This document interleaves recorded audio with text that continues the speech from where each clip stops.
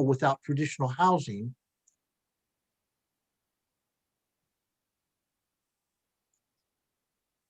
Good evening.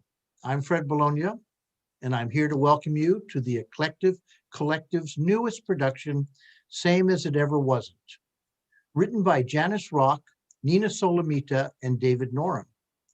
Same as It Ever Wasn't is actually 3 short plays creatively woven by Janice Rock into one story about the plight of people experiencing homelessness. This evening's performance, which is the final performance of our run, will open with a poem by Davis Mendez and conclude with a compelling short video documentary of interviews with unsheltered people by River Nevaeh. If you feel that you would like to help people without traditional housing, we will post links to donate to our suggested organization. You can donate through Venmo at Agents of Change 831, or choose items to be distributed to folks who need them from the Amazon wish list. Tonight's cast includes David Norum, Jason Roeder, Janice Rock, River Nevaeh, Carrie Newhouse, Jane Press, and Alyssa Tanner. Since we are unable to hand you a playbill to read before the lights dim in the house, I asked the cast to write me a playbill biography that I might share with our audience. And here is what they sent me. Jason Roeder, reporting for duty as Cadet Packard. Last seen turning heads as the Wheel of Fortune in Passion of the Fool and channeling his inner Benjamin Franklin in Dr. Visit. Jason is back for more in this unique collaboration of writers and actors here on Zoom. He especially thanks Janice Rock, Fred Bologna, and David Norum for the chance to join such a creative group. David Norum is a retired Monterey County deputy and district attorney investigator. He is now an actor, musician, composer, and playwright. All of these things cover for his disappointment at never being the center fielder for the Giants. This is Alyssa Tanner's 4th show with the Eclective Collective. She has been performing on the peninsula since 2007 with various companies. Most recently in Next to Normal as Diana with Paraphrase, My Mother's Keeper by Jane Press at the Carl Cherry, and My Name Is by David Norum at the Pink Flamingo. She was ready to open as Fraulein Schneider in Cabaret when the lockdown started, and hopefully this show will start rehearsing soon for a winter opening at the Paper Wing Theater and Supper Club. Alyssa writes, I know God won't give me more than I can handle. I just wish he didn't trust me so much. Jane Press comes from a show business family in New York and Los Angeles. She has been acting on stage since the Kennedy administration, appearing in such roles as Fran in The Day They Shot John Lennon, Patsy in Sideman, Margaret Lord in The Philadelphia Story, Maria Morelli in Lend Me a Tenor, Harriet Gottlieb in Dead Man's Cell Phone, Felicia Dantine in I Hate Hamlet, multiple roles in The Laramie Project, and Cookie Gantz in Neil Simon's Rumors, and as her own mother Della in 3 critically acclaimed and commercially successful productions of her original play, My Mother's Keeper, in Carmel by the Sea and Los Angeles. In spring 2022, Jane will appear in the Central Coast premiere as Mary in The Testament of Mary by Com Toybin for a 5-week run at the Cherry Center for the Performing Arts in Carmel by the Sea. River Nevaeh, actor, musician, writer, and teaching artist, founded the MPC dual enrollment Seaside High Dramatic Arts program and teaches theater and cinema at Hartnell College. River has performed with Pat Rep, Western Stage, MPC, and directed with Paraphrase Productions. River hosts open mics and curates live music events designed to give a platform to women and gender diverse performers. River's homeless advocacy began in March 2020. River and their team Direct Action Monterey Network delivered essential supply care packages to encampments of people without traditional shelter. River also joined forces with Agents of Change 831, a Salinas-based group that coordinates events and projects to sharing resources such as clothing, food, and cold weather supplies. River also works with the Salinas-Monterey County Homeless Union and advocates for the dignity and autonomy of unsheltered people on a legal and policy level. Now, for those of you who recently tuned in, I'm Fred Bologna, and I'm here to welcome you to the final performance of the Eclectic Collective's newest production, Same as It Ever Wasn't, written by Janice Rock, Nina Solomita, and David Norum. Same as It Ever Wasn't is actually 3 short plays creatively woven by Janice Rock into one story about the plight of people experiencing homelessness. This evening's performance will open with a poem by Davis Mendez and conclude with a compelling short video documentary of interviews with unsheltered people by River Nevaeh. Tonight's cast includes David Norum, Jason Roeder, Janice Rock, River Nevaeh, Carrie Newhouse, Jane Press, and Alyssa Tanner. If you feel that you would like to help people without traditional housing, we will post links to donate in our suggested organization.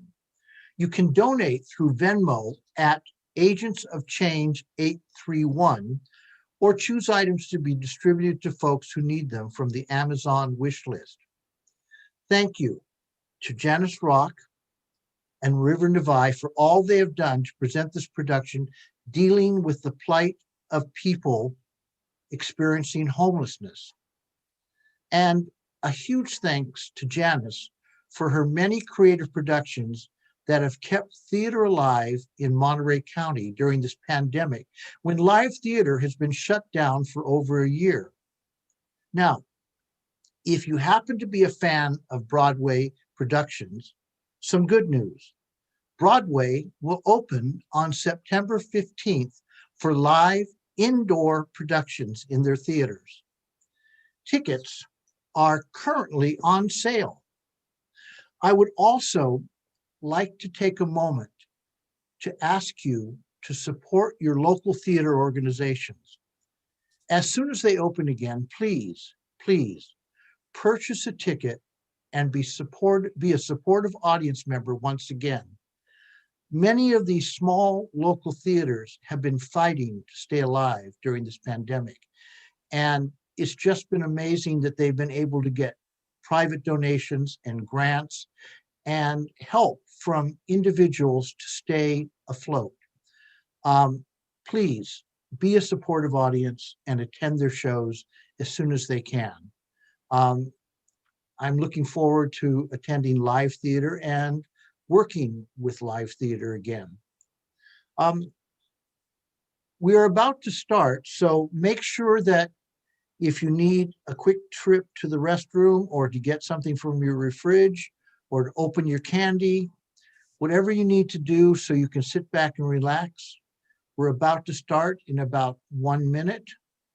So thank you so much for attending, and thank you for supporting the Eclectic Collective's work. Cast, I believe that we are at places, and so if our audience members can settle down, relax, and please, if they dim their house lights, we are just about ready to begin. We have just a few seconds before curtain, and thank you so much for attending. And please stay and watch the documentary at the end. There's a lot of very interesting information in the documentary. Thank you so much, and we are going to begin our production now. 9. John was alive then, with me, stealing sweaters from Salvation Army, surviving on stolen groceries and pilfered cabbage on the yellow-colored fields of the Central Valley, cooking canned beans on Duraflame logs in an abandoned and foreclosed home, getting stoned sunup to sunup, littering the day with stolen jacketed booze and ran-out liquor, hosting other lost and lonely teenagers met in our network of hunger, unknown to the other but in recognition of each other's hunger, first for substances, second for company, lastly for food. Back before he died, before the drunk driver tore his body apart, his arms from his chest, his mouth from his heart, his life from mine, back before I was incarcerated and built a resentment against him for only sending one letter in those 5 long, lonely years. Back before I woke up in dumpsters and on beaches. Back before I schemed a thief into returning my Samsung flip phone. Back before I realized that even as a young, idealistic teenager, the nation was against me, that the nation was against me, and so were you. Back before everyone mentioned in this poem was dead, incarcerated, or insane.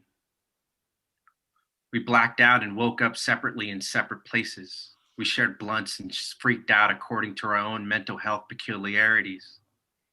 We talked about the ways we would be famous. We didn't end up in that abandoned house without a story. If all was lost, the thing that remained was our stories, their lies and their exaggerations, those sealed truths breaking in the pitch of our voice. Our only truth was fear. For running away is a spirit, one that possessed us like guardian angels. Some of us lived lives better left unthought, unspoken, unlived. We painted self-portraits in fear. That's how we lived out there, defensively, aggressively, walking with our thoughts sadder than a million dying babies. Same as it ever was. Same as it ever was. Same as it ever was. Same as it ever was. Same.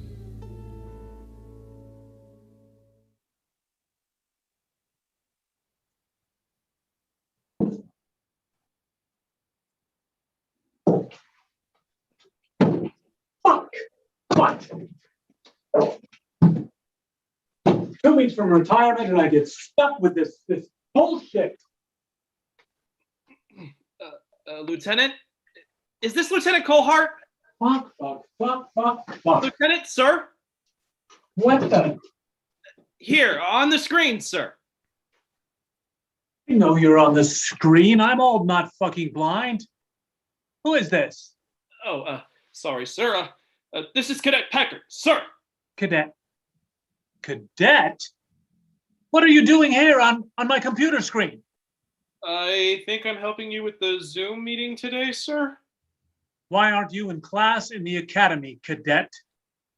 We were supposed to do a 5-mile run this afternoon, but it was raining, so it was canceled, sir. Jesus. So I got assigned to help you with the technology, sir, the Zoom meeting. The zoo meeting? The Zoom meeting, yes, sir. What? Jesus Christ. Cadet, I'm not a fucking Luddite. I know what the fuck Zoom is. It was a joke. Oh, yes, sir. That was funny, sir. That wasn't a joke, Cadet. My Sarge. Okay. Okay, Cadet. So what is this Zoom meeting about tonight? Oh, okay. It's with a community roundtable about the homeless situation. They want input from all sectors regarding the new shelter they want to build in the middle of town. But wait, you mean all of those vagrants that we have living under the bridges and in the trees and in the riverbeds? Well, yes, Sarge.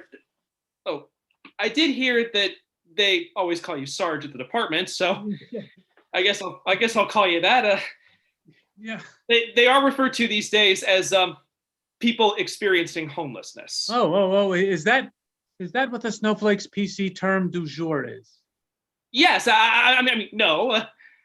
They're just trying to humanize them, so we You can no longer just call them bums or tweakers or junkies or just knuckin' futs? well, Sarge, Yeah. you know that people experiencing homelessness include a number of families and the underemployed and some folks who are just unfortunate in being caught in the current financial downturn through no fault of their own. So you know this, Cadet, because you used to live on the streets, or maybe a close family member does. Oh, no. But we just had a block of training in the academy.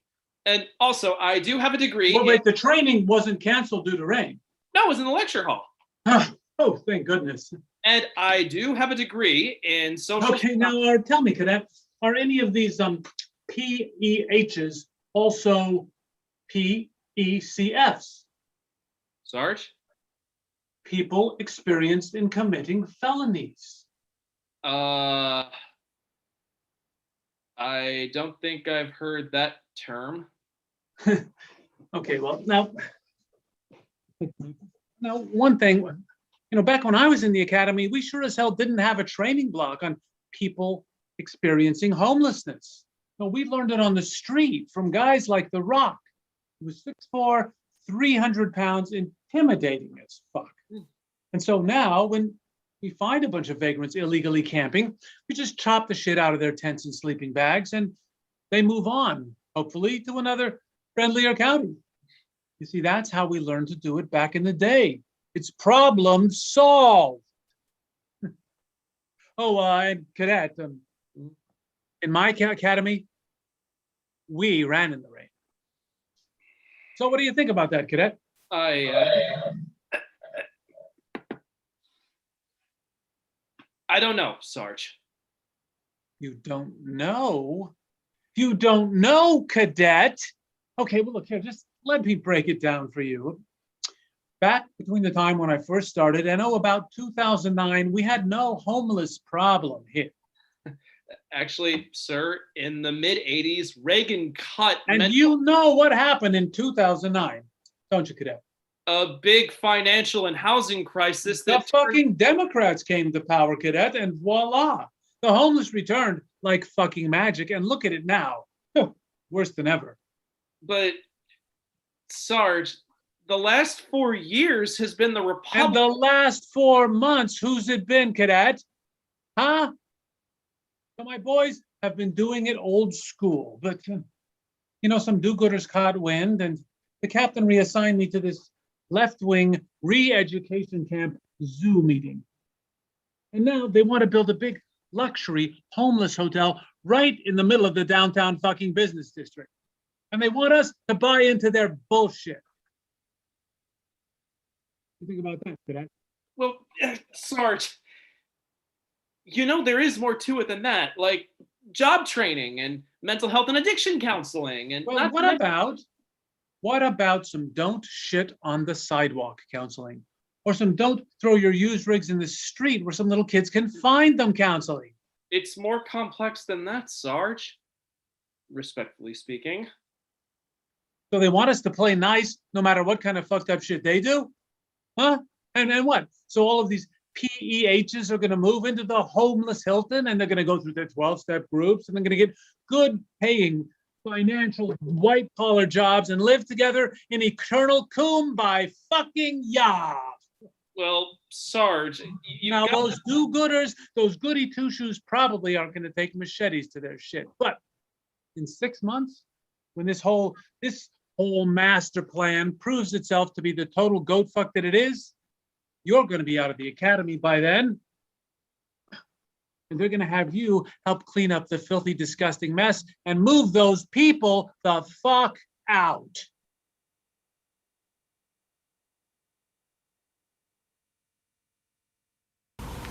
In my dreams, I walk the shore, going somewhere nevermore.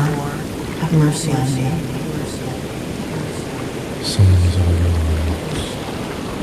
Songs of Goddamn motherfucking stupid motherfucking son of a bitch. Damn masks. Well, either we wear them or the cops is just gonna kick us off the beach. Well, why don't all the tourists gotta wear them? Yeah, why don't all the tourists gotta wear them? Motherfucking yuppies. Look at these. They call them hipsters now, but they're still gentrifying. Living the dream, hogging all the housing.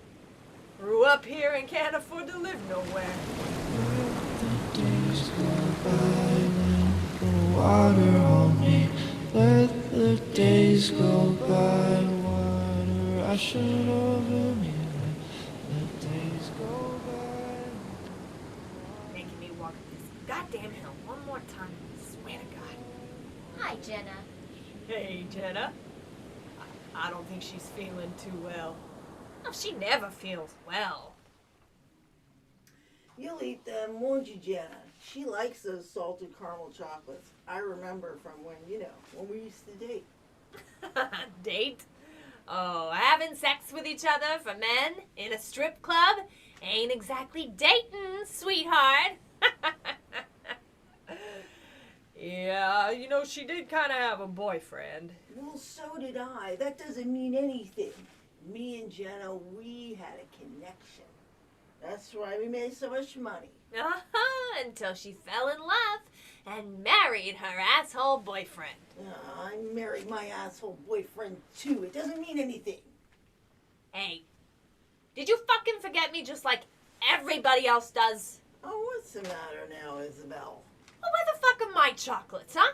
You don't even like chocolate, and I can't use my food stamps to buy a heart-shaped box of vodka. There's rules. Fuck the rules. Yeah, fuck the rules. Oh, with some rules is okay. You can't have civil society without rules. Not just rub your stupid rock. I'm just saying. You gotta have some sort of code to follow, or it'd be total chaos. Dog eat dog. Oh, civil society, my ass! How civil is a society can't even take care of its elderly, huh? You! Sit down, you're blocking the sun for Christ's sake. No, I don't know. I don't want to be around when you-know-who gets here. Oh, you know who. Used to be they didn't bother me on the beach. Well, they haven't taken the beach from us yet, honey. Dream about something else. Yeah, something else. I'll play you a song.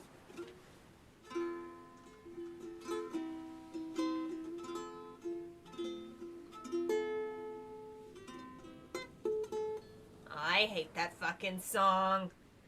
You sit down already. You're making me nervous.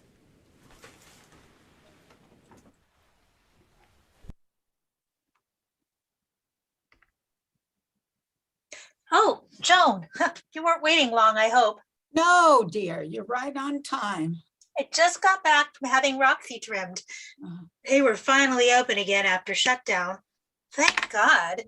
It's so annoying. 1 minute it's total lockdown, then it's not, then it is again. And I can't even get into my stylist to fix this mess. But of course, I understand that it's necessary, and I always wear my mask now. How are you feeling these days, Joan? Are you still having aches and pains? Actually, yes, but I'm not complaining. It was so close that the Oh, doctor sure said that- was. Eddie and I were so worried, and the kids, they called almost every day. How is Edward? I haven't heard from him in a while. Well, you know how busy he's been, and he's constantly running places. Linda, we both know my son. He's just like his father was. He can't deal with it when the women he loves are ill. He could barely deal with you having back pain when you were pregnant. And I nearly died on him, poor thing. Oh, Joan, he's so happy you're alive. He's just crazy busy and in Zoom meetings every day for hours. Well, you really are looking well. Is that a new hairdo? It looks great. I love the color. You're changing the subject. I'm not. I'll bet you'll be with us for decades. I'll talk to Eddie. It's true. Time's flying by. Who even knows what day it is anymore? I mean, All of a sudden it's Friday when it was just Monday, and you're wondering if it was yesterday you showered or the day before, and then you start to wonder. Linda, you said in your email you had something to speak to me about. Oh, that's right, I did. You are not going to believe this, but I guess it's a sign of the craziness of the times we're in. It seems that the county wants to remodel that doctor's building a couple of blocks down from the center of town, Mhm. you know, practically in the middle of the shopping district, into, get this, a shelter for the homeless. Can you imagine? Right there with all those beautiful shops and great restaurants. Well, the ones that are still open anyway. I'm sure you agree that it would be terrible for business if there were homeless people roaming around the streets. I mean, really, what are they thinking? Hmm. So I'm circulating a petition to object to this renovation. After you sign it, I would love it if you could circulate it to everyone you know. We need lots of signatures. Don't want them smelling up the neighborhood, huh? I don't think I said that. But actually, no, we don't. Do you? Oh, come on now. They do smell. I mean, they hardly bathe. I'm just saying. You always said people should pull their own weight without getting handouts from people like us. People like us? Yes. People who have worked hard to get where they are. Oh, where they are. Yeah. Sounds like something I'd say. Tell me something, Linda, do you like living in that lovely, safe community, gated to protect you from all those dirty, unattractive homeless? For God's sake, Joan, you're talking about me like I'm some kind of, though I don't know, some kind of selfish monster. Of course, they need a place to live, to shelter at least, but not in our backyard. Someone else's backyard then? Linda, do you remember how you got into that lovely gated community? Well, yes, you were very generous to use your influence to get us in. Even though What? Our income was a little bit under what they... Is that what you want me to say? Yes. Well, I don't think that exactly makes me equal to a homeless person. We worked hard. Eddie worked his ass off in the business. He's one of the hardest workers I know. And we quickly made more than enough to be eligible to... And I worked full time. But you know that. True, but Edward went into his father's already well-established business. Okay, so we got a little help. But that doesn't... That's right, I got help too. Can't believe this is you talking. Are you turning into some kind of socialist? You always believed that people made their own lives, and what happened? Oh God, don't tell me you voted for Biden. Well, let's just say that I've taken advantage of a woman's prerogative to change her mind, dear. Why? What happened? A little thing called COVID happened and I almost died.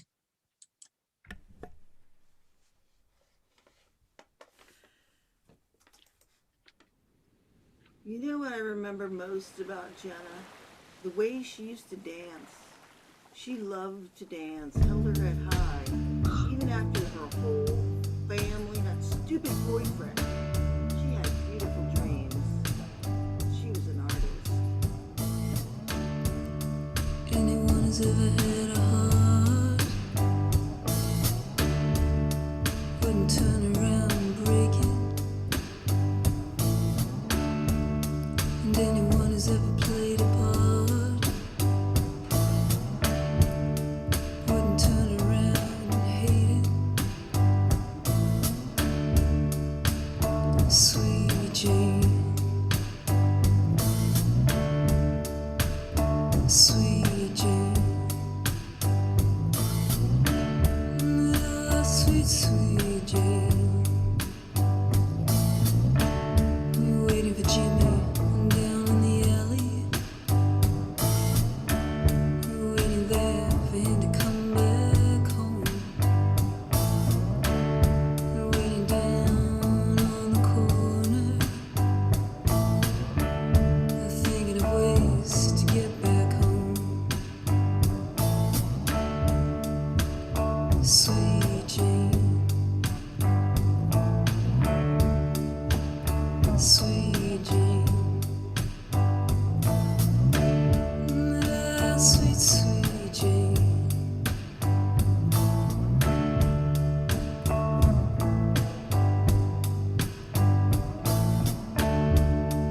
Anyone who's ever had a dream, anyone who's ever played a part, anyone who's ever been lonely, and anyone who's ever split apart. Sweet Jane. Sweet Jane. Sweet, sweet Jane.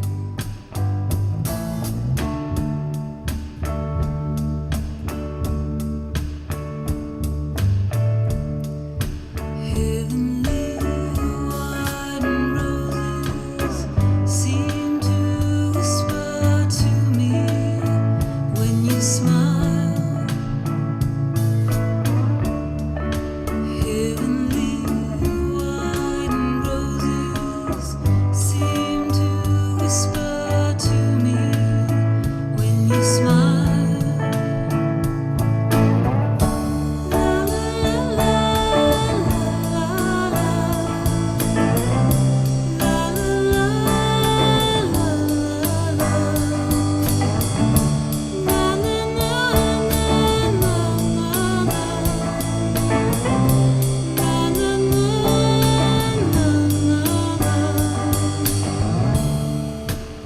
Sweet Jane.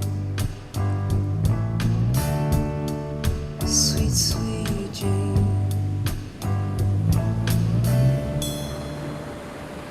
Wake up! What the fuck is wrong with you? Wake up!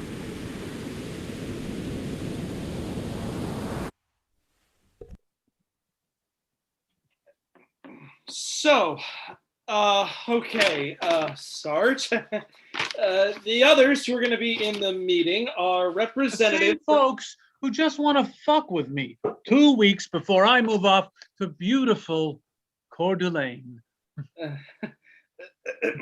Representatives from the mayor's office, the city council, Department of Social Services, Building and Planning, county supervisor, county health department, a few nonprofits who deal with substance abuse, job training coalition, some influential community members would be And more so than happy they to. are all going to tell me that arresting these people for non-violent crimes like public urination, trespassing and vandalism, drug possession, and carrying switchblades to protect themselves from the other non-violent PEHs is not going to solve the problem.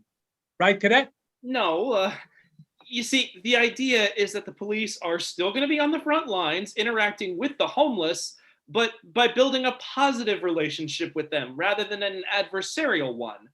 Police can help guide them to the proper services that will give them a second chance at. So essentially, they want us to do their jobs for them because they're afraid to get down in the gutters with these non-violent, misunderstood pillars of society. Right, Cadet? No, Sarge, respectfully, that's not. You see, it's just a big fucking circle jerk. Tell the police to keep out of it until things get all fucked up and scary. Sarge, I think you're missing the point. Respectfully, sir, not all homelessness is like that. Unsheltered families and working or underemployed people are usually trying to subsist on minimum wage. Most of them don't live under bridges. They live in their cars or couch or move from place to place couch surfing with friends or family. So they want us to put them up in this big hotel together in the middle of town with all the crazies and the drugged up violent derelicts. No, you're not listening. With all due respect, sir. What's your story, cadet? Why the fuck do you want to be a cop anyway? Oh, well, I grew up here on the peninsula and I wanted to find a way to help out my community. I got a degree in social sciences and cultural anthropology, and then I worked my way through college in IT. I like the technology aspect of police work. Cyber forensics are fascinating, and to be honest, if I may, with the kind of reputation that law enforcement has been getting lately, I was kind of hoping to be a part of transforming that image. Wow. Huh. You know, back when I started, just guys like me, we got out of the service. We just wanted to do the same sort of thing. You catch bad people, you throw them in jail, and you have a little fun doing it. Anything else was just to pass the time. But you, I don't know, cadet. I think maybe you're too nice. You could get taken advantage of very easy. Yeah, come here. There are some people out there who are way too fucked up to be helped by sociology and cultural anthropology, you know. Well, these are just some of the tools. And now you remind me of my little sister, cadet. She was a good kid. You know, if I had $1 for every time some parent told me that their little Johnny, who shot a 7-Eleven in the face, or their little Susie, who stole a car and drove it drunk and killed a family, was not a bad person. They just got in with the wrong crowd. You know, I'd be a rich man. But truthfully, my sister, the youngest one now, she didn't do anything so fucked up as that. She just got in the wrong business, married the wrong asshole, got strung out on dope. I tried to help her, but she couldn't give the shit up. What was I supposed to do? I'm not a social worker. Once people go past that point of no return, there is nothing you can do. Thank God I'm retiring. You go do that modern police reform shit. Oh, that is until the Democrats defund you. I mean, who knows? You and those fancy degrees might be out living on the street one day too. I'm sorry about your sister, Sarge. Hey, and look, cadet, just don't call me Sarge anymore. Okay, you know, people will think it's disrespectful and you're gonna catch some serious shit. But I thought you said No, that no. everybody... Nobody calls me Sarge. Those people were just fucking with you. We do that to the new folks.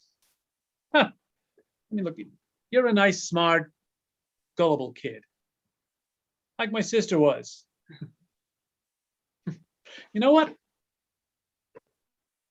I'm not going to be a part of this Zoo meeting. I mean, what are they going to do, cadets? Fire me?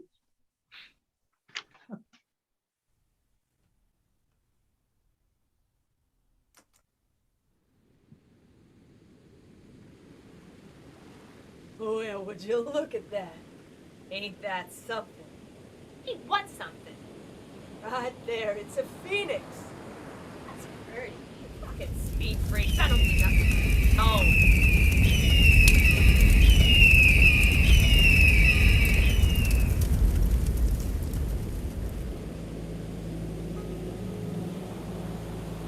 Let the days go by, water on me.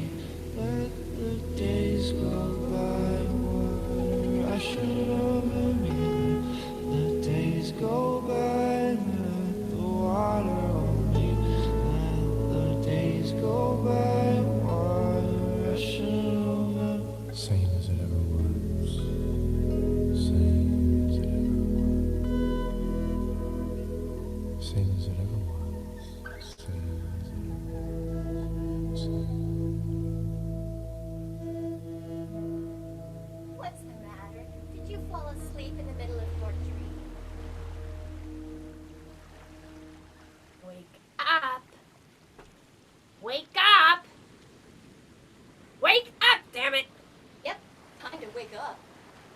told you you could afford to dream?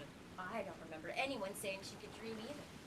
Well, she must have heard about the American dream, growing up in the US of A. What the fuck are you talking about? Italian Catholic families in the 60s Only taught girls how to support their husbands. Only boys could have dreams. Oh, that made me so mad. Fuck them and their morals trying to control me. That's why I became a stripper. I showed them, especially those mean old women always telling me what I could and couldn't do. Yep, that's why she became a stripper. That's why. And fuck those nasty priests and those dirty old men always putting their hands on me. Oh, I'm getting so angry. Ugh, I gotta calm down. It's no good for any of us when I start to sound, I'm sounding like Isabel. I don't want to sound like Isabel. No good, no good. Yeah, that's when all them pretty tourists start giving us funny looks.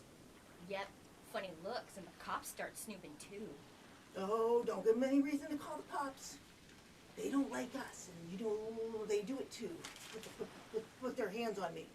Oh, goddamn nasty motherfucking pervert pigs.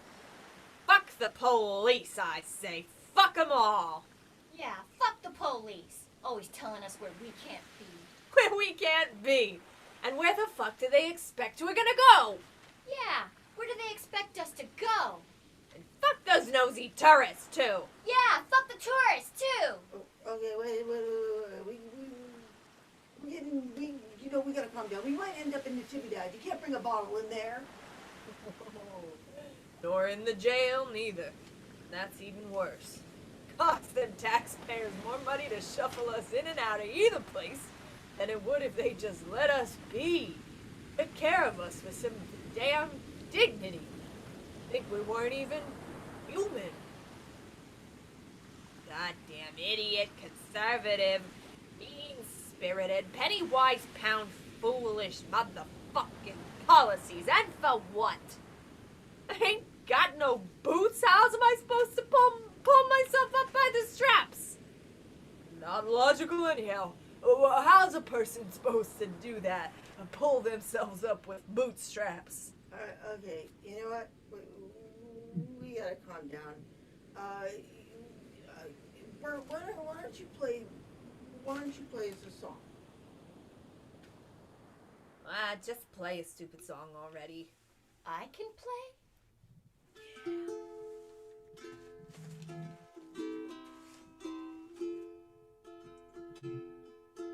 Hope that I find what I'm reaching for. Pray that it is in my mind. I hope that I won't be that wrong anymore. And maybe to learn this time.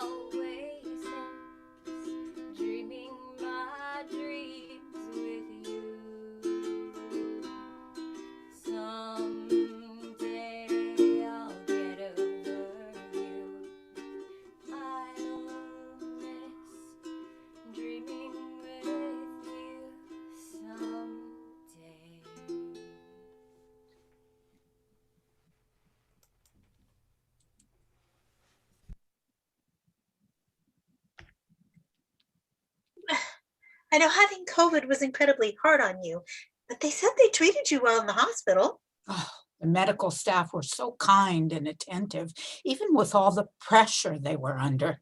Well, they're terrific, of course. Real heroes. Yes. And Sarah, one of the kindest, most attentive heroes, turned out to be homeless, living out of her car, and coming to work every day. Well, she couldn't afford to live around here anymore. She didn't tell me this. I found out from another nurse. I couldn't believe it. She was always there for me, adjusting all those tubes and needles and helping me when I struggled to breathe, or her hand on my forehead when I hallucinated and cried. And I did not deserve to be treated that well. What do you mean? It was her job. About 2 weeks after I was discharged, she died. Oh. Well, that really is sad, but I don't. They found her in her car. She was in her 30s, early 30s. I'm so sorry. So that's what made you, well, change your perspective. Made you want to live around homeless Live people? around? Linda, you know, when you're that close to death, you really do see images from your past. You can't turn them off or turn away from them like you can when you're in control. Oh, what I remembered, what I had to face about myself. Well, believe me, I did not deserve to be treated that well. Of course you did, Mom. Of course you deserved it. You're a wonderful person. No, honey, I'm really not. And you hardly ever call me Mom. I don't want you feeling sorry for me, Linda. I don't. I just can't imagine why you. No, you can't. But I'm ashamed. Of what? You know, Mom, Eddie and I, we love you so much, and we truly appreciate what you've done for us. You have always been there for us. But really, what could you possibly have done that would make you think? Not signing your damn petition. Don't ask me again. Listen, I have to leave. How do you get out of here? Don't go. Where's the Wait, please. Please, Joan, wait. I hate to see you like this. You should be staying calm. That will help you heal. Please tell me. Tell me whatever it is. It's not the kind of thing you'd like to hear, honey. Tell me. How delicate do you think I am? I even forgot about it. I erased it from my mind. I never thought about it. Certainly never admitted to it. Funny how your mind can do that until COVID. It made me see what an unforgivable thing I've done. It made me face it.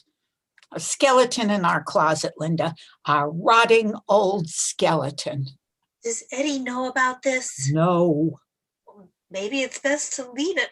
I mean, in the closet, if it's so I terrible. had a sister. You didn't know that, did you? No. I know you have a brother. Eddie mentions him every once in a while, but I never met him. No, we're not close. Well, what happened to your sister? Did she die? No, nothing as simple as that. So what? She wasn't an easy child, and when she got into her adolescence, she acted out. Unlike me, who did everything I was supposed to.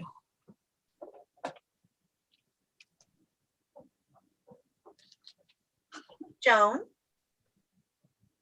Joan, are you all right? Can you hear me? Do you want me to call somebody? Joan!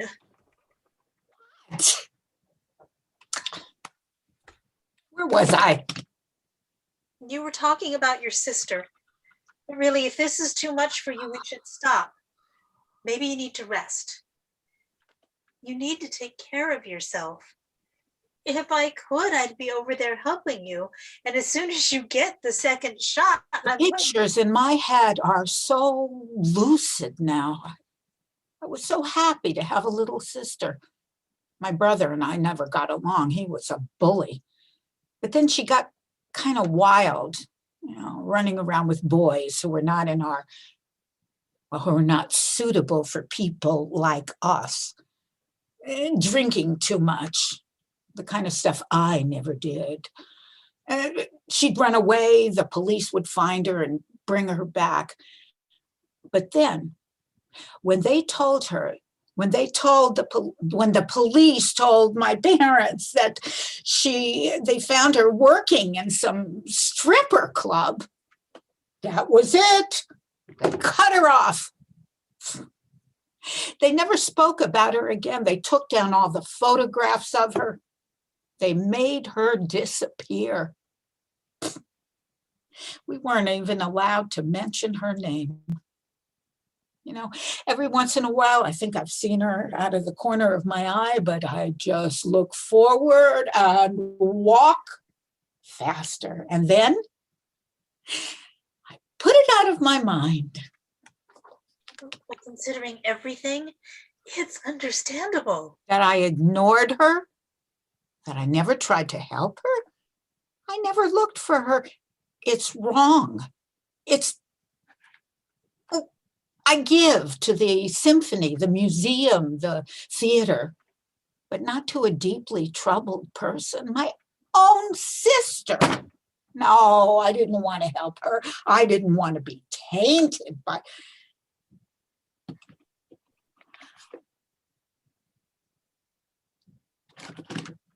I've got to go now. We'll talk soon, honey.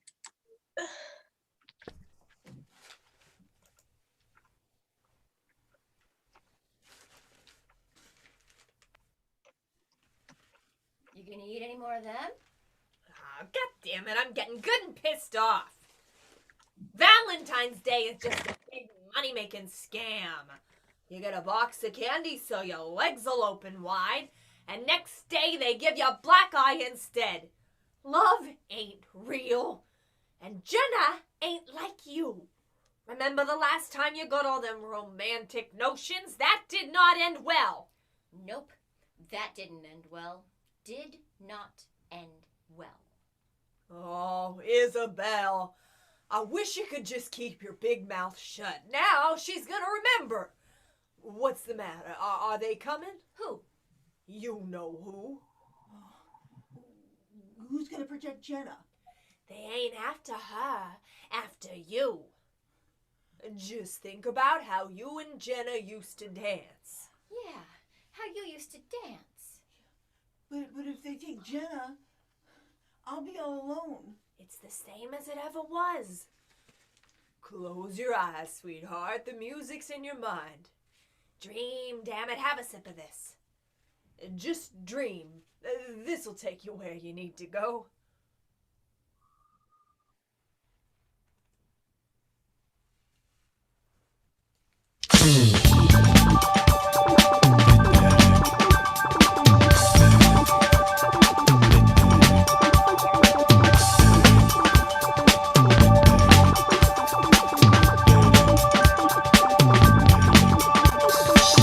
You may find yourself living in a shotgun shack, and you may find yourself in another part of the world, and you may find yourself behind the wheel of a large automobile, and you may find yourself in a beautiful house with a beautiful wife, and you may ask yourself, well, how did I get here? Letting the days go by, let the water hold me down. Letting the days go by, water flowing underground into the blue again. After the money's gone, once in a lifetime.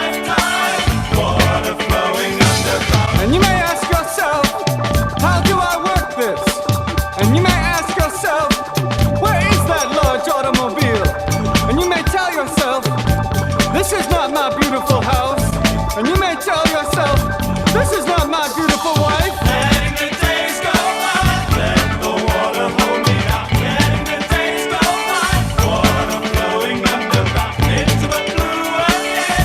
After the money's gone, once in a lifetime, water flowing underground. Same as it ever was, same as it ever was, same as it ever was, same as it ever was, same as it ever was, same as it ever was, same as it ever was, same as it ever was. Water dissolving and water removing. There is water at the bottom of the ocean. Under the water, carry the water. Remove the water at the bottom of the ocean. Water dissolving and water removing. Letting the days go by, let the water hold me down. Letting the days go by, water flowing underground into the blue again, into the silent water, under the rocks and stones. There is water underground. Letting the days go by, let the water hold me down. Letting the days go by, water flowing underground into the blue again, after the body's gone. Once in a lifetime, water flowing underground. You may ask yourself, what is that beautiful house? You may ask yourself, where does that highway go to? And you may ask yourself, am I right? Am I wrong? And you may say to yourself, my God, what have I done? Letting the days go by, let the water hold me down. Letting the days go by, water flowing underground into the blue again, into the silent water, under the rocks and stones. There is water underground. Letting the days go by, let the water hold me down. Letting the days go by, water flowing underground into the blue again, after the money's gone. Once in a lifetime, water flowing underground. Same as it ever was, same as it ever was, same as it ever was. Look where my hand was. Time isn't holding up, time isn't after us. Same as it ever was, same as it ever was, same as it ever was, same as it ever was, same as it ever was, same as it ever was. Same as it ever was. Here a twister comes. Here comes the twister. Same as it ever was. Same as it ever was. Same as it ever was. Same as it ever was. Once in a lifetime.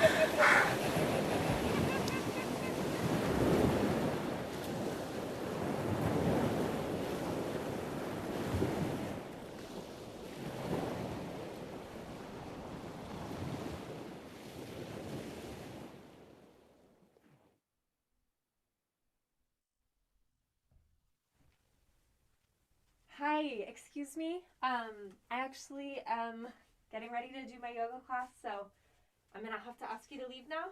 Isabel, what are you talking about? Hi, good morning, wake up. Hi. No, I actually need you both to leave because I'm teaching my yoga class here. Where's my other friends? I don't know where your other friends are, but I do know that you and... Lucky Isabel's not here. She kicked her. So, hi, ma'am. Wake up. Tell her. Tell her. Hi, good morning. Hi, I need you to leave. I actually have this part of the... What? Oh my God. Hey, what Hello? did you do? Oh my God. What did you do? Go okay, away. okay. Oh my God. Jenna, wake up. Here. Jenna, here. Here's the chocolates, Jenna. Come on, Jenna. Wake up. Wake up. Jenna, wake up.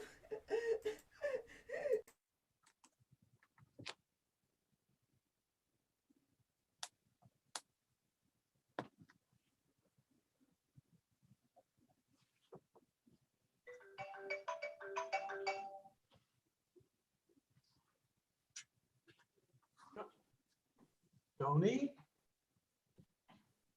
Is that you? Yes, it's me. Can you hear me? Of course I can hear you. I'm old. I'm not fucking deaf. I'm surprised you want to talk to me. What's up? Well, I've been thinking about Jenna. Yeah, me too. Well, do you think she's still Alive? Yes. I saw her just the other day, just stumbling down the street. I want to find her. Yeah. Me too.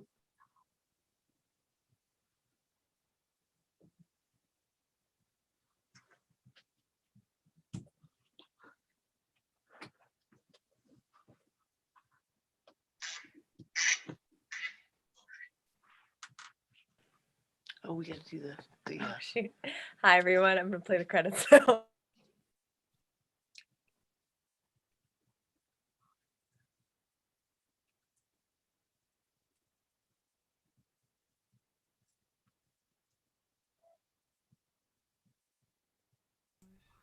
Oops, here come the credits.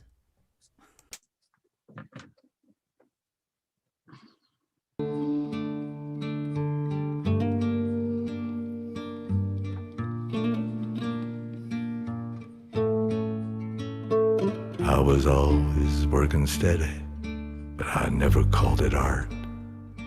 I got my shit together, meeting Christ and reading Marx. It failed my little fire, but it spread the dying spark. Go tell the young Messiah what happens to the heart.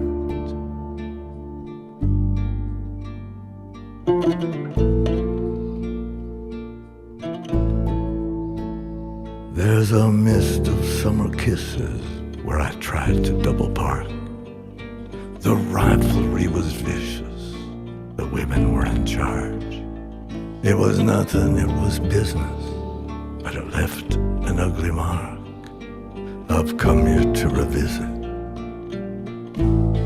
what happens to the heart.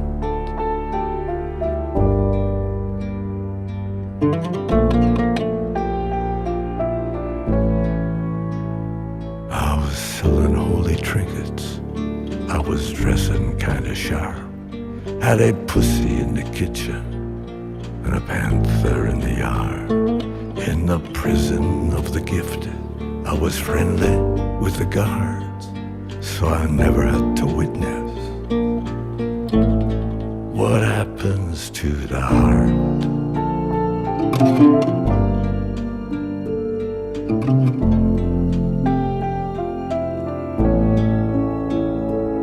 I should have seen it coming. After all, I knew the chart. Just to look at her was trouble. It was trouble from the start. Sure, we played a stunning couple, but I never liked the part. It ain't pretty, it ain't subtle. What happens to the heart?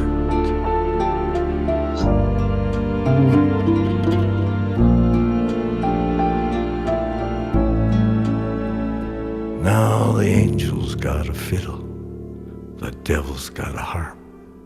Every soul is like a minnow, every mind is like a shark. May I've broken every window, but the house is dark. I care but very little. What happens to the heart?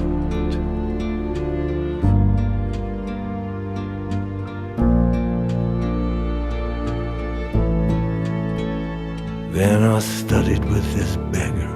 He was filthy, he was scarred by the claws of many women he had failed to disregard. No fable, hear no lesson, no singing meadowlark, just a filthy beggar guessing. What happens to the heart?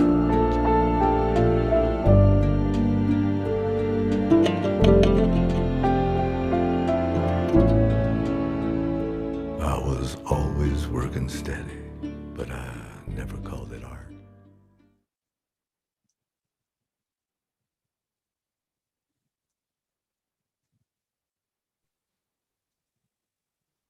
Hi, everyone. Thank you so much. I am so grateful to everybody who's been watching and everyone who's been a part of this production. This has been such a fabulous experience, and you know, a humbling one as well. This is our sort of intermission. So I'll introduce myself and introduce the part 2 of the evening, which is the documentary and then talk back. So use this as your intermission. You can listen to my voice as you go into the next room to get yourself, you know, some tea or coffee from your concession stand. And yeah, and so I'd like to just share, actually, hopefully you can hear me, I just realized. So my name is River Navai, and I was part of this production. And I'm also a member of Agents of Change 831, which is a mutual aid collective based out of Salinas, as well as working in partnership with the Salinas and Monterey County Homeless Union. And part 2 of our program this evening is a documentary that I edited together using interviews that I took with folks who are living in various encampments around Salinas, you know, experiencing any number of things that kind of fall under the umbrella of homelessness, which can include housing insecurity, you know, people maybe who live in hotels or on people's couches. It can include being unhoused, but maybe you live in your car. It can also include being completely unsheltered, or, you know, living in any type of dwelling that's not designed for human residence. And none of these is a permanent state of being. And neither is being housed a permanent state of being. And so I try to, you know, remind everyone who, you know, I'm a housed person, and remind all of you that these aren't permanent states of being. And so many folks, you know, just live kind of on the precipice of having a stable place to live 1 month and then those things changing. And so what the Homeless Union and Agents of Change is doing is really, rather than just going out to hand out temporary, you know, here's a hot meal for 1 day, you know, here's a blanket for 1 winter. We're looking at also on a policy and legal level, addressing some of the root causes of homelessness. You know, why do we live in a society where that can happen so easily to any of us? But of course, more so to people who are marginalized by other factors, whether that be race, gender. You know, one of our cast members, Jason, his sister, just wrote a fabulous article about being transgender and ending up homeless. But also things like disability and just any number of other factors come into play. And so, you know, I envision, along with my collective Agents of Change, a world, a future that we can build together where those factors, whether they be disability or, you know, mental illness or anything like that, don't lead to being cast away by society. So anyway, I'm kind of getting on my little soapbox, and I should just show you the documentary. And so I'm going to screen share this in a moment. It's 22 minutes long. I do want to give you a content warning because the footage, you know, along with the audio of the interviews that I took, a lot of the footage is video that's been taken over the past 2 years by the co-president of the Salinas Homeless Union, and he's sort of a freelance documentarian, Wes White. His fabulous YouTube page has hours and hours of footage like this, which is where I pulled the footage for the majority of this documentary. His YouTube is John Doe 13K. And the footage is graphic, and the stories also are true stories, and many of them are painful to hear. So please do, prepare yourself emotionally just to hear and see some things that really shouldn't be happening, and yet they are here in our backyard, and it is important for us to pay attention and do what we can to change what we see. So without further ado, I will present to you Community Swept, Community Kept. Oh wait, hang on a minute already. My tech was going so well until it wasn't. Okay, here we go.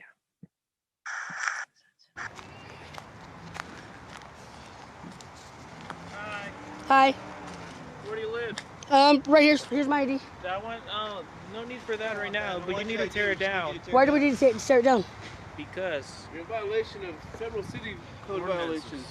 Okay. One is loitering in the park after dark. The other one is setting up camp at a park, which there are several freaking signs out here saying no overnight camping. Okay, so can the city provide people with a place, a safe, dry place to sleep? There's a warming shelter right there. It will not fit all of us in there. Okay, well that's what I'm just telling you. Have you attempted getting a job? Oh my God! Really, you guys really going there? No, I'm not going there. You're asking me. Well, because I'm saying it has more to do with trying to get a job and stuff like that. People leave their homes, the tents, and people take their stuff. Okay. So yeah. You know, I can't solve all everybody's problems. We're not asking you to solve. We're not asking you to solve it. All we're saying is. Yeah, you are. You are. No, I'm not asking you to solve my problem. I can't even solve my problem. How are you going to solve my problem? You're asking where everybody's supposed to go. I don't know that, ma'am. Okay, so then how could you ask people to leave? So it's like this. The members of the community have spoken. You're in a public park, right? You get this? Protect and serve. You're a police officer, right? Yeah. Protect and serve Exactly. the community, the whole community.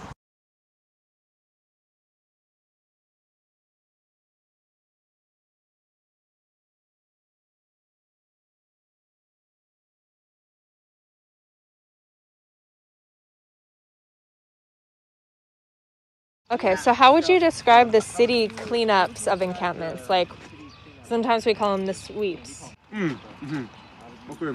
When those sweep people come, they tend to take a few things that are considered more extra than is necessary. Like, you want to offer to throw away my trash can, but then you also want to take my bike frame, which you think is useless, but me, that's worth a lot of money, especially like a Diamondback or a Raleigh. So do they take other stuff besides just trash?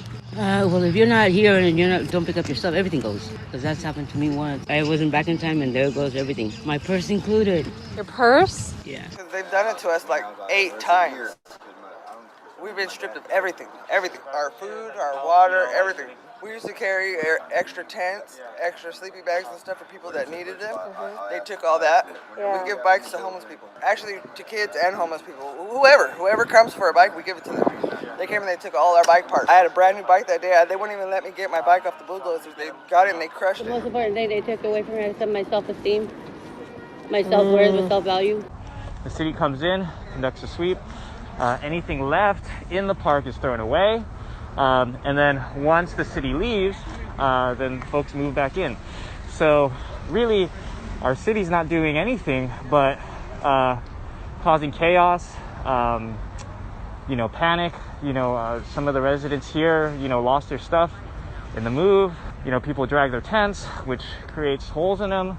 And when the rain comes, you got a hole in your tent and rain coming through. Really, this is no solution. It's an act of terrorism, an act to create panic, to create distress, for no reason. If you're just going to allow folks to come back in here, which, they should, but they shouldn't be fucking displacing them in the first place. While my brother passed away, right, I had a poster board of his picture that Hartnell had posted in the newspaper for him because it was supposed to be for gang violence, right? I had that on a big poster board and they bulldozed it with a bulldozer in my face. The only thing that's building us up is our stuff, and you're taking the only thing we have away from us. And it drops us back down to zero, where we don't feel good about ourselves. Some of us have depression disorder like me, and I get all sad and everything. And some people decide they want to try to take their life because of it.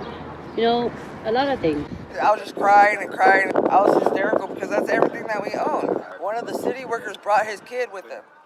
And I go, is that right? You're gonna bring a child to watch this shit? I was like, is that what you're teaching your kid? To rob people and to strip them from everything that they got? I would never even take that job. I don't care how much they pay me. You know, I've lost quite a bit because I've invested a whole lot into, you know, my tools. I spent a lot on tools, a lot on lawn equipment because that's how I'm gonna make my money. And that's what I do. I know I'm a independent contractor. Therein lies the question: what is garbage? Yeah, exactly. Because keeping it clean is a very subjective term. Right. Well, as you look around, pretty much everybody keeps their area clean. We make sure that no one's place looks too trashy. We understand that everyone has their own thing going on, and it's not all gonna look perfect. See, everything's a mess because everybody's trying to get their stuff out. When you come during the week, when you can take the pictures of how it's all nice and clean. You come and get pictures when everybody's trying to get their things out and everything's all messy. That's not fair to us. Leave a big mess because the way they are. I mean, it makes you want to not follow instructions because they're not following the law. Pay me $16, $20 an hour. I'll clean that park. And it won't be left like you guys when you're mid-workers.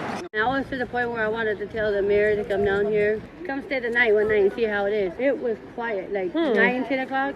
Everybody was in their tents, quiet, you know, doing whatever they're doing. But we weren't making a ruckus. It was quiet, you know. We had our areas clean. What form of shelter do you have right now? Like a tent, a makeshift shelter of tarps and pallets, or other things? Mine is a full-blown tent. I try to keep I'm a very OCD person, so I like to have everything like exactly one way. But I do understand why people create their structures. Eventually, over time and use of that tent, it's going to degrade. It's at the end of the day, it's a plastic fabric. This gentleman here, for example, he has this tarp covering his spot, and that's there because weathering or debris from the trees and whatnot create either mess or damage to that tent, and this is meant to protect it and create like a barrier over it, so he has his privacy. Have you ever lived in like a car or van? I had my van before, yes. Have you ever lived with no shelter at all, no tent, nothing? For a little while. Okay. With your dogs? With my dogs. It can be difficult for me to live on my knees all the time in my van. This is something people don't think about. The minute I get up in the morning, I'm on my knees. And some people, I don't know how they can do it. Their vans are so full, their car is so full, they sleep sitting up. And so those are little things people don't realize. Oh, look at their red legs, they're so swell.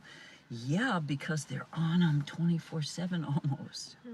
Because they don't lay down. We're in a 3-man tent with him who's taller than tall. He's 6'2", and then we got these two ones. And it's hard to be in a 2-3-man tent. It's your whole house, yeah. Yep. How safe would you say that you feel here? Like very safe, somewhat safe, not very safe? Not really. I thank God I have my dogs. I thank God my boyfriend's there. But at the same time, I do get scared. Well, being a woman alone, it's just scary to be out here, period, You don't know what can happen. That's what scares me. Any situations that go on, I just don't go out anymore after it gets dark. I stay in my tent. Okay. Your neighbors? Neighbors, I have pretty good neighbors, so that's okay. And I do have a very sharp stick in my tent. Okay. I'm not gonna say I feel safe here all the time because I don't. Yeah. I don't at all. I get like bad sometimes, like where I'm fucking like afraid for my dog and shit. He's a baby. He don't fucking need to be around this shit. So I'll look out for each other when we're near. Sometimes I'll be out here at night and I'll make sure that everyone's space is left alone and they're left in privacy and they can sleep with their head in peace at night. It's safe right here. We keep this place safe. We take care of the people here. Wow, yeah. We all take care of each other. If someone's hungry, we feed them. They just ask us. Have you been offered shelter by the city or other agency? And if so, who and what kind of shelter? No, not really. No. No, not at all. Okay. I mean, they come out and they say, "Oh yeah, we got these places," but yet they accept the dog, they don't accept the dogs. Or I can have her inside, but he has to be outside in a kennel, and he's an outside dog. He's an inside dog, and he's stuck to mommy like glue. And I refuse that because the fact that my dogs are my kids, and I'm not gonna leave my kids out in the street. Yeah. I'm on a waiting list. I'm not gonna go to the fucking shelter with bed bugs, dude. My family, I'm not gonna jeopardize my family. Section 8, they barely got it. You don't qualify because you ain't got enough money for any Section 8. Yeah. If you pay, you have to pay 90%. A lot of cases, and you have to make at least $1,000 to really qualify. Yeah. So how can you get a place if you're home? You don't have Yeah. income coming in and you're homeless. Yeah. So you're stuck out here. I was offered it. I didn't take it because of all the rules and stuff like that. I couldn't even go there with my boyfriend, and we're out here together. You know. Right. We signed up together, but it just didn't work out for neither one of us. If there was any type of like service that would help me and Mac like live somewhere else, hell yeah. I signed up for that too, and like, you know, it's like only like a small chance that you'll get picked, you know. I do try to do the housing stuff. I don't want to live here, you know. And I wish something would happen soon, because like I deserve better. You know what I mean? But it's hard to do stuff when you have to do it on your own. One of the factors that, you know, deters people away in the long run is essentially like some people do get help. Maybe 1 out of 2 of them, you know, they follow the whole line of the process. That's cool. It's cool. You know, we all want housing and everything.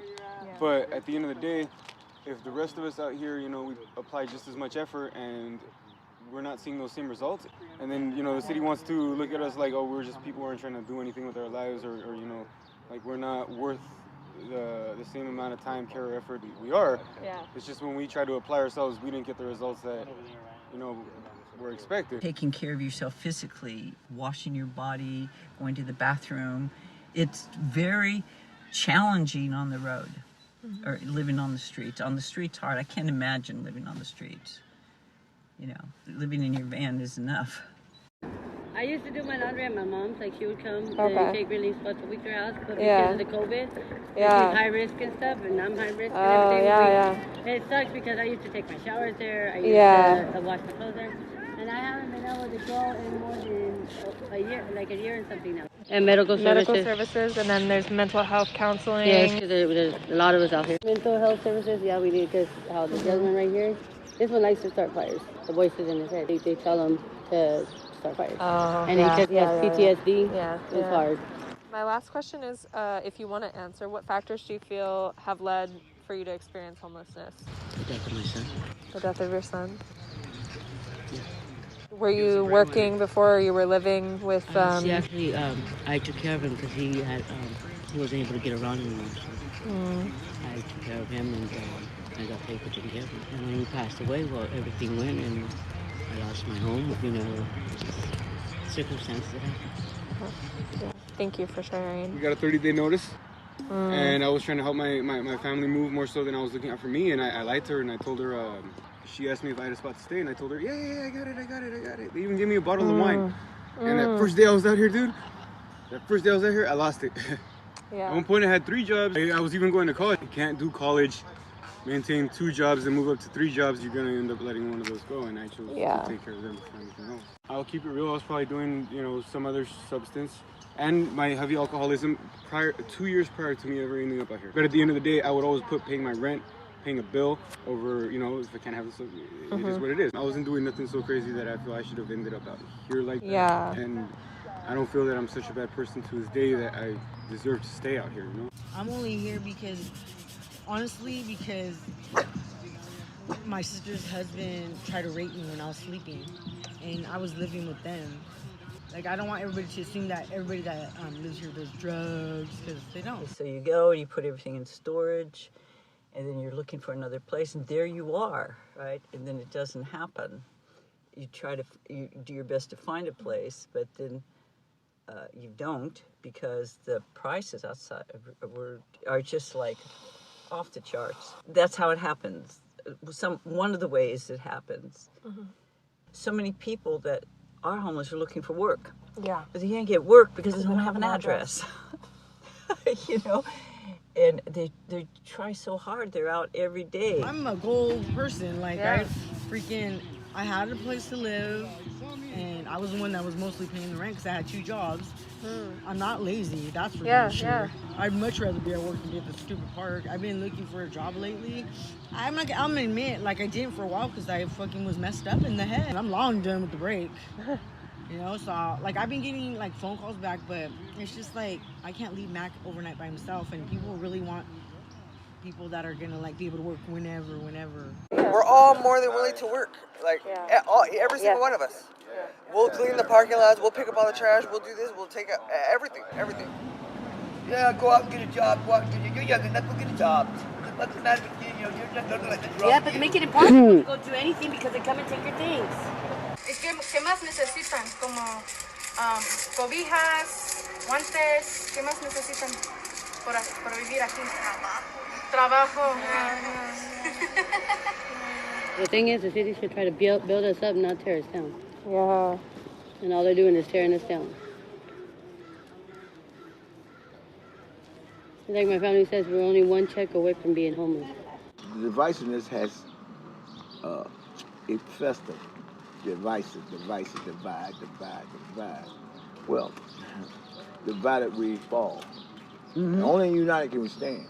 Being on the road for me, I call it just being on the road. Homeless is such the word. You know, we gotta find some other word. It just doesn't fit. It's very rough and can be very mentally hard, emotionally, physically. It is a constant. And you do get weary. I get weary many times. Weary to where I just stand and cry. Just stand there and just, because I get weary. Every moment is a challenge because you begin to put yourself into the unknown. You know you're definitely in the unknown 24/7. And that's where everybody's trying to get to anyhow, really, because that's the only place we're going to find ourselves.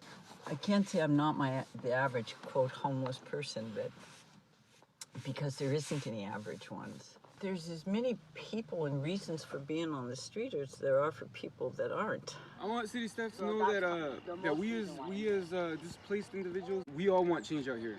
We all want change out here, but sometimes it's what the city wants and what we want, and then it's what the city doesn't do and what we try to do. Council should come out and get to know people. Yeah. Exactly. Sit down and talk to us. Sit down and have a date with us and be like, okay, talk to us, ask us questions, find out who we are. Don't just put us all, stereotype us. There are literally 2 architects staying out here on the streets that I met that Wow. can actually show me their credentials and Yeah, that can yeah. build their own structure. You know, they know how. And, Okay, yeah. and they're really creative, I think that the city should be more precise in mentioning, hey, okay, you can't have a structure out here the way you want it exactly, but if it looks clean and they don't pose any chance of bodily harm or damage to ourselves or anyone around us, then I feel that they should be perfectly fine. We as a city should be unique in that. And by all means, go ahead. Everybody at Sherrod Park, you see, are working together. People here are trying to get their lives together. We're not just doing nothing. People are trying to work together to make a change. The fucking system ain't helping us. The city ain't helping us. Nope. The social workers, They're helping to hurt. resources On don't purpose. help us. I know we're under stress, we're under tension, we're under all of us, but we can't. We gotta stick together. The day before yesterday, I wanted to cook for everybody. And when we so a blessing, everybody just started giving me stuff I didn't ask. Some person gave me a can of beans, another one tomato, another one onions, another one tortillas. Cooked 20 people the day before yesterday, and it felt so fucking good in my heart because nobody was no fight. I make sure you gotta play whatever all of us ate. If you can see the benefits of your efforts, it'll make you want to do more, I believe. Everybody bought into it, and I believe they will. It's gonna make a whole lot of difference. It really will. Because we all inspire each other. Say hey. Hey. Anyway. And I'm tired of being depressed about all this. So this is what I'm gonna do today when we go back. We're gonna barbecue for everybody at the barbecue. And that's what we're gonna do. I'm telling everybody. I'll start getting stuff together, see what I can get. Salad, meat, whatever. Community is a broader picture of family. You understand what I'm saying? Because, exactly. Because once you understand family and why God gives us family, then you start understanding all of us are family anyway. If you look at it, if you really look at it and understand it, we all are family anyway. We just haven't seen that yet. God forbid, in the near or furthest future, something like this ever happens to any of you or your loved ones. Well, I was born and raised out here 2 blocks that way. You know what I'm saying? You ever need anything, I'll help you. Holler at me, I'll help you. If you ever end up in a situation like that, come to me, I'll help you. You know what I'm saying? That's it. That's all I had to say.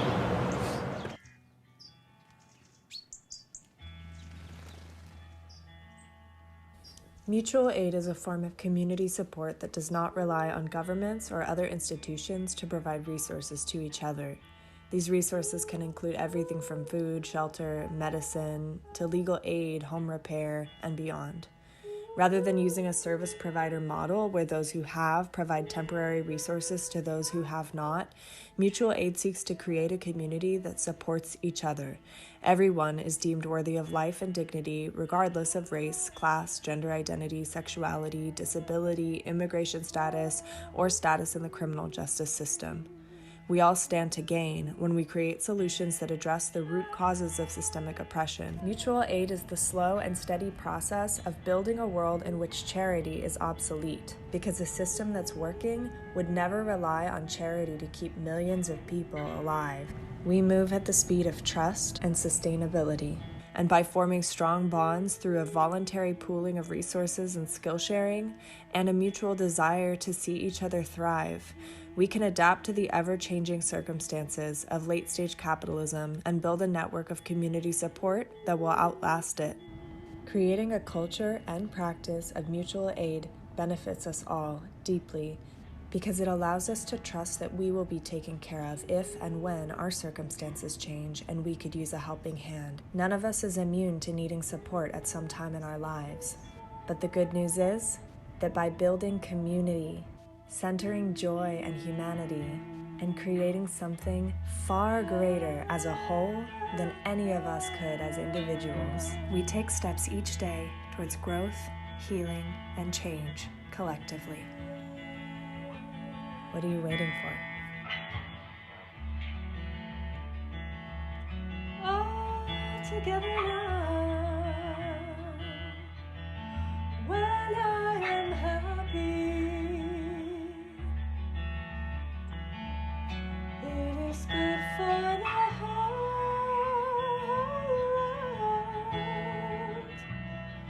When I am happy, it is good for the heart.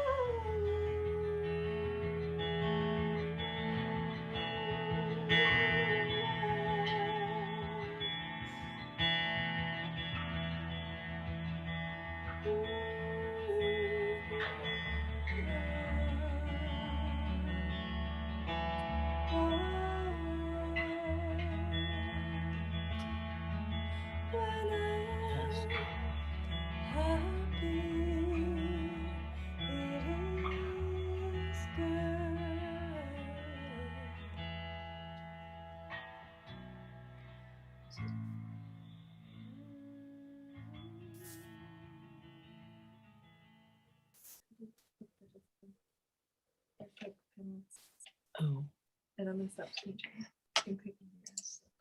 okay. Here we are. Oh, hey, I'm trying to unmute you panelists, you attendees, so you can talk, you can talk to us if you're here on Zoom. Anybody still on YouTube, you can comment in the comment section and we'll see your comments and we can answer any questions. And we're hoping to maybe have a little conversation going on. Hi, Fred. Hi, how are you? Okay. The tech was so good, and then I forgot about the credits. Yeah, and they're such good credits. They're really wonderful. Credits. It's a very special digital curtain call. Yeah. So Is this where we're supposed to clap? Oh, yeah. If you would like to, surely you may. So I'm going to read some comments we got from YouTube. So Sally Solomita says that was powerful. Our biggest fan, Demi, says I've always considered them as weary travelers or travelers. And then Sally says great choice of music for that last scene. I'm not sure which scene that was. This interaction really illustrates the issues within the police force. And then Demi said that part gets me, poor Jenna. And Robert Pacelli a good friend of mine says, this is very provocative, very well done. Writing and acting is superb. I loved it. And then he says, Jane, you are unbelievably superb, so real. Janice, as usual, so creative and wonderful. And Sally Solomita, I agree with Robert, really well done. Great acting, well-paced, captivating storyline. Everyone needs to see this to understand the plight of the homeless population. The dance scenes were very cleverly put together, great video effects. Sally also says, I knew this happens on a regular basis, but it is so, so sad. I can't believe the city workers don't refuse to do this. Oh, that must be referencing the sweeps. Yeah. From the sweeps, yeah. And then Megan, very, very old dear friend of mine, says, thank you so much, Janice, River, and all who were involved in sharing these stories and voices. And Sally again says, thank you for doing such a fabulous job of shedding light on this tragic situation. Carol Daly says, well done, great team, bravissimo.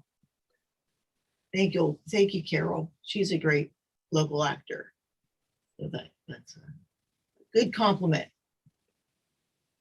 Thank you, YouTube audience. We love you. Yeah. We appreciate you. I guess people get shy. They don't want to talk on Zoom. Jane, did you hear the nice compliment you got? I'm sorry. I did. Thank you.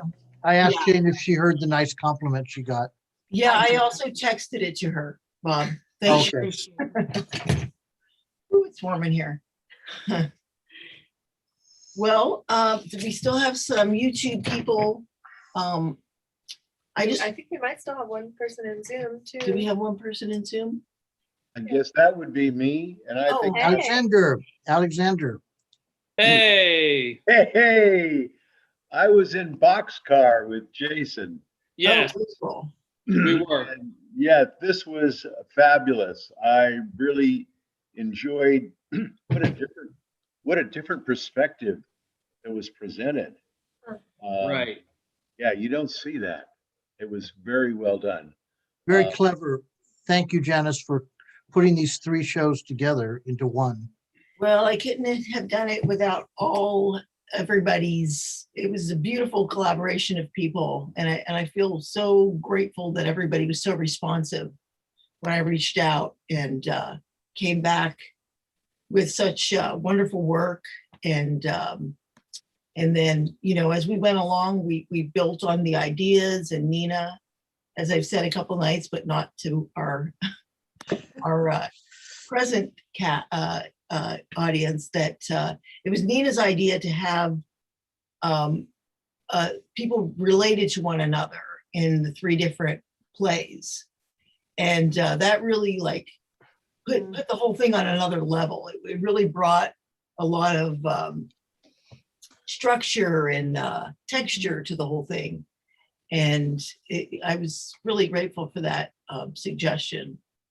And I was in her writing, Nina, is just exquisite. It's so beautiful. Beautiful. Yeah, it's so and David, you brought that, we needed that levity that you brought to the table. And I think it was just really such a nice combination of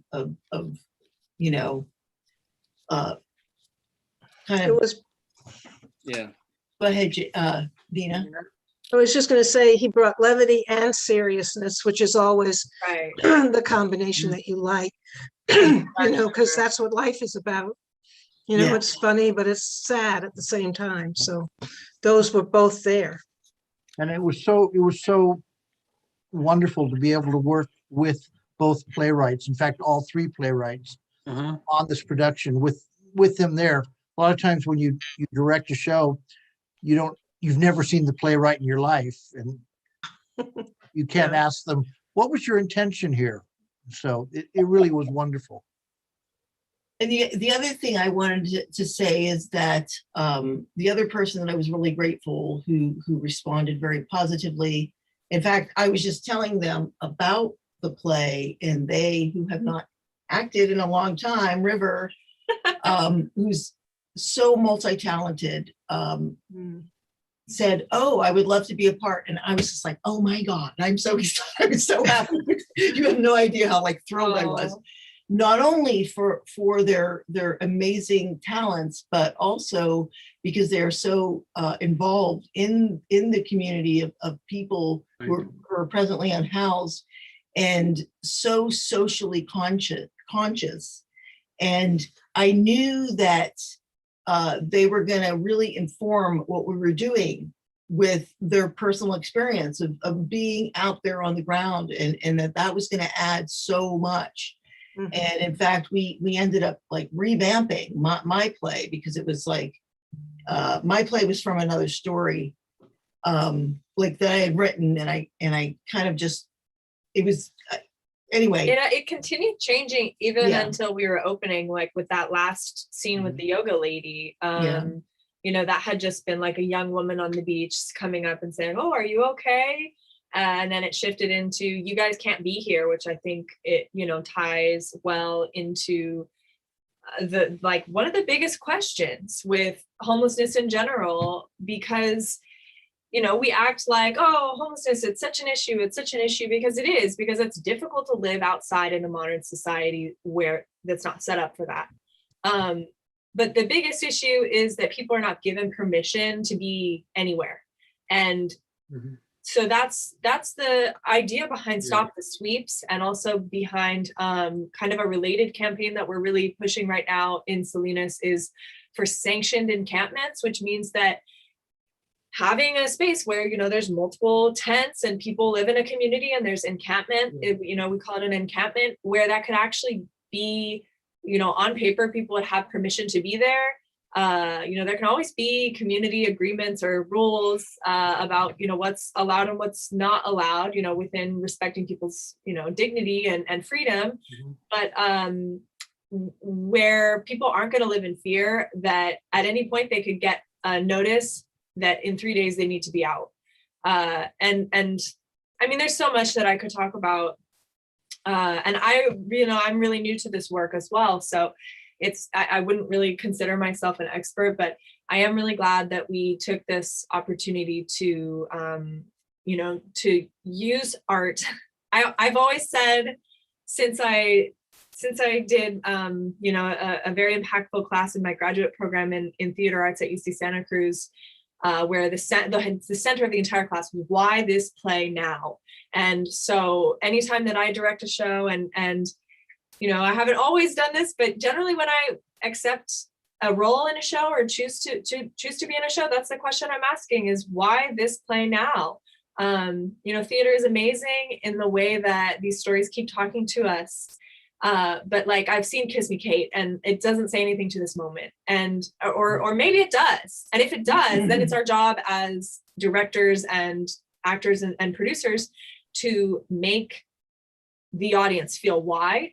And so that's why I really do center that why. And so it's been energizing to get back into the world of theater, you know, as we kind of start to come out of quarantine. And I know that whatever projects that I'm in going forward, I will be centering that why and that now. And so this, you know, couldn't be any more topical. So thank you all. And that documentary, like, just needed to happen. And I'm gonna make changes. I would like to make it longer. I would like to maybe make it part of a series.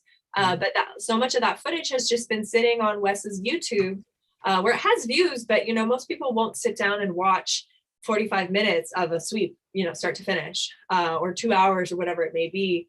You know, we need to take all that hours and hours and hours and hours and hours of footage and curate it, cultivate it into a story, into a narrative. And so it was a joy to be able to practice doing that. And also I needed this like deadline. I needed opening night to make me actually do it and follow through, because we all need deadlines sometimes. One more thing I really wanted to touch on is that that we all had talked about in the beginning was that, you there's a lot of people out there, and it was written into both David's and Nina's play, that there's people out there that are working people. It's not just what you think. And so we thought, so then like we in my portion talked about, well, why are we representing somebody who's drug addicted, has mental illness, and the reason why is because they're human beings. Those people are human beings, and those are the people we are most likely to look away from. Those are the ones that we are most likely to judge. And a lot of those people have PTSD, have severe PTSD. It's not just veterans who have PTSD. There's women out there who've been sexually assaulted and have lived lives where they've been abused, and men as well. So we did. So that was kind of what I wanted to do. It's like, yeah, this is a person. These are people, and they don't have to participate in society in a way that suits you in order to be dignified as a human being. So it I feel like we really approached it, our approach from different angles as we did. We were able to say both of those things, that there's lots of different people out there, and the people that we judge the most might be hurting the most, and they're still people. So yeah. If I could add to that just briefly, like, yeah, Janice and I had that conversation at one point where I had to say, what are we doing with this like character with voices in her head? And like, is this the representation that we want to be bringing? Or is this, is this going to be uplifting people or not? Is this going to be humanizing people or scaring them, or just, is it insensitive and not present in the moment? And that's when we reworked the script a little bit, just to add a little bit more political commentary and deepen the relationship, to the character's past and connect it to the PTSD element. And that's also why I kept that little quotation in the documentary about when one of the women that I interview mentions, oh, this gentleman over here, he likes to start fires, the voices in his head. I was like, is this ethical to keep? But I did figure he has PTSD and it's hard, is what she says. Not, oh, there's evil people out here. It's not that at all. It's, we need help. We need care for these people. Because again, where else do they go? And then the other thing that I wanted to add to that on PTSD is that these sweeps are extremely traumatic. And today when I introduced, I really wanted to make sure I gave proper warning, because yesterday we heard that someone who was watching, who had been homeless in the past, had to stop watching when the documentary came on, and they said that they were it was just too close to home. It was too triggering is the term that I think can mean many different things, but like truly it was triggering a stress response in this person from watching that. And so there's these people who are living on the streets and being probably having gone through trauma to end up there in the first place, and then being re-traumatized every time they're told, well, you can't be here, and you can only take what you can carry on your back, and maybe you can come back, but it won't be safe here, and you got to be out with, and everything is going to be gone when you come back anyway. So there's a cycle there of traumatization and re-traumatization, and that's present in the shelter system as well, which for people who've been incarcerated, like Davis's poem also so important and needed for us to hear that.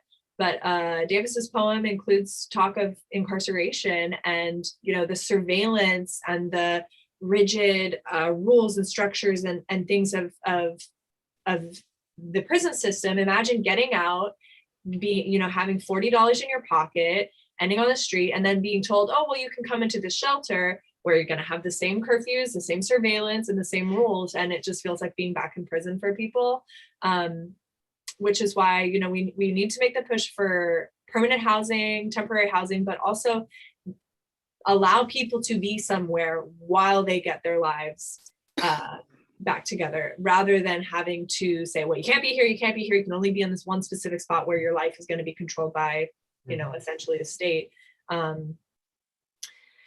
Yeah, I'm going on one. I'll pass the mic. Well, I would just like to thank the cast for their fabulous job creating these characters, working with these scripts, and working in this extremely new medium of Zoom theater. It's a learning project, and thank you for being able to cover and fix anything that happens where you're alone in that little room by yourself. It was just a wonderful experience working on this project. Thank you so much for your hard work and dedication. And thank you for believing in us. Oh, Yes, definitely. I do. And thank you, Janice, for producing these shows during this horrible time of no live theater, keeping theater alive. Thank you so much. It's been my pleasure and honor. Thank you. Thank you, Brad. Yeah. Hopefully we'll be able to do it again with every single person there. And Jason, thank you. I owe you one. No, all good. I loved watching how it developed. Yeah. I did. Thank you. Okay, I gotta run. I will see you guys all again very soon, I hope. Good night, You everyone. all too. Take You're care. all awesome. Thank Bye. you guys. Thank you, everyone.